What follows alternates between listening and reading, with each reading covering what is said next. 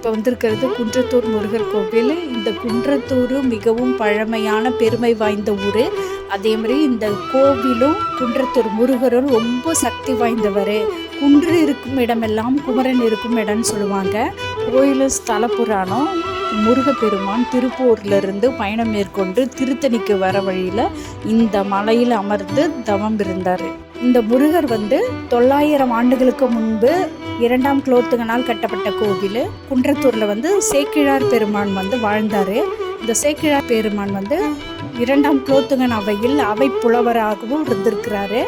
அவர் எழுதிய பெரிய புராணம் 63 நாயன்மார்களை பற்றியது. இங்கே 84 படிக்கட்டுகள் இருக்குது. முதல்ல கொடிமரம் இருக்குது. கொடிமரத்தை தாண்டி நம்ம கோயிலுக்குள்ளே போனோம்னா முருகப்பெருமான் வள்ளி தெய்வானையோட அருள் பாலிக்கிறாரு. இத்தனை சிறப்புகள் வாய்ந்த கோவிலுக்கு நாங்கள் போயிட்டு வந்ததில் எங்களுக்கு ரொம்ப மகிழ்ச்சி. யாரெல்லாம் இந்த கோயிலுக்கு போயிருக்கீங்களோ கமெண்ட்ஸில் சொல்லுங்கள்.